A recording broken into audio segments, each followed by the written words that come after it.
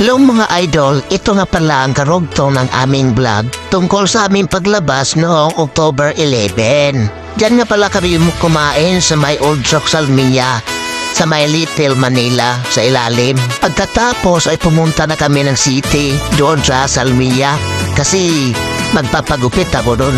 At doon na rin kami maghihiwalay ng mga kasama ko kasi may mga kanya-kanya silang lakad. Ops, correction mga idol, si Wanda pala yung maghiwalay sa amin kasi may pupuntahan siya.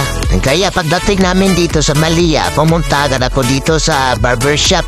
Barbershop ito ng mga India, mga idol. Ito ako palagi nagpapagupit ng buko pag mahaba na mga idol. Kaya parang suki na nila ako dito mga idol.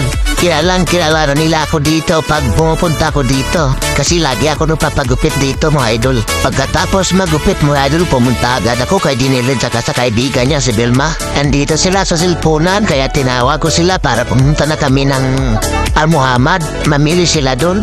Tumitingin-tingin pa kasi si Gininin sa mga cellphone kasi may balak siyang bumili ng cellphone na iPhone. Pagkatapos niya tumitingin sa mga cellphonean, pumunta na kami doon sa Al-Muhammad.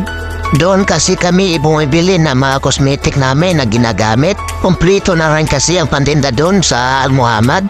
Pagkatapos niya bumili ng mga cosmetic, nakita niya yung mga promo na mga chinilas kaya bumili siya ng isa. Mga mura kasing bilihin dito sa Al-Muhammad. At nakita ko ng gwardiya na may dala akong kamera. Gusto niya videoan ko siya. Pati yung kasama niya inaantok. Tingnan mo dyan, magpusing-pusing pa siya dyan. Tingnan mo, puro pa niya ang kasama niya na ito inaantok din. Sabi pa niya sa akin, i-video ko daw lahat ito para i-post. Pero kahit sino naman dito sa Kuwait, alam naman siguro lugar na to. Andyan na si Jinirin tsaka si Vilma. Nagulat si Vilma kasi tinake pa yung dala niya. Akala ng guard kung hindi pa nabayaran.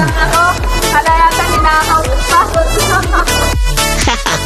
Natawa tuloy si Vilma. Dumiretso kami dito sa may inutangan namin ng cellphone.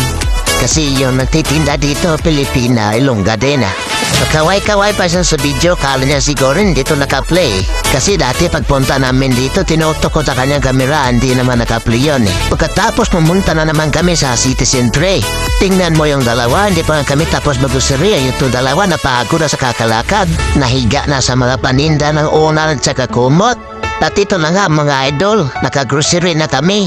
Pupunta na kami ng cashier mga idol para magbayad ng pinagrocery namin. Pagkatapos niyan, paalam na mga idol kasi uwi din kami. Thank you sa panonood. I know you're everything that I've been looking for.